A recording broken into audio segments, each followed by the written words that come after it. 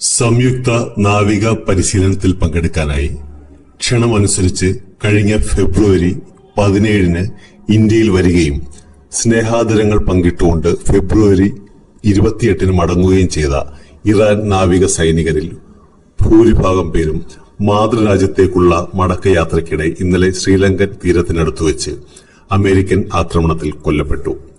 മരണസംഖ്യ നിലവിൽ 87 കഴിഞ്ഞു. എണ്ണം ഇനിയും കൂടാനാണ് സാധ്യത.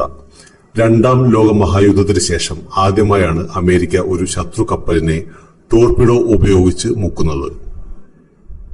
ശ്രീലങ്കയുടെ തീരത്തുനിന്നും ഏകദേശം 200 നോട്ടിക്കൽ മൈൽ അകലെ അന്താരാഷ്ട്ര സമുദ്രാതിർത്തിയിൽ ആണ് സംഭവം. എന്നാൽ ഇത് അന്താരാഷ്ട്ര നിയമങ്ങളുടെ ലംഘനമാണെന്നും കടുത്ത തിരിച്ചടി നൽകുമെന്നും ഇറാൻ പ്രതികരിച്ചു. പരിക്കേറ്റ് രക്ഷപ്പെട്ടവരുടെ നിലയും അതീവ ഗുരുതരമായി തുടരുന്നു.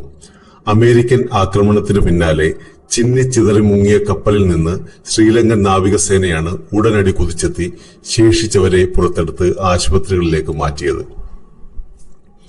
പക്ഷേ ഇന്ത്യയിൽ വന്നതു മുതൽ ഇറാനിയൻ സൈനികർ അമേരിക്കയുടെ റഡാർ കണ്ണുകളിൽ ആയിരുന്നുവെന്ന് വേണം പറയാൻ.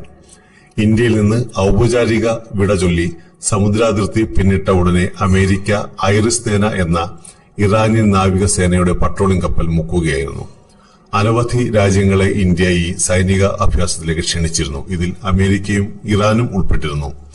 ഇറാൻ ഈ അഭ്യാസത്തിൽ സജീവമായി പങ്കെടുക്കുകയും ചെയ്തു. അവരുടെ ഐറിസ് അൽബോർസ് എന്ന ഫ്രിഗേറ്റ് ആണ് ഇതിനായി എത്തിയത്. മിലാൻ അഭ്യാസം കഴിഞ്ഞ് ഇറാനിയൻ കപ്പൽ മടങ്ങിപ്പോകുന്ന വഴിയാണ് ശ്രീലങ്കൻ തീരത്തിന് സമീപം ആക്രമിക്കപ്പെട്ടത്.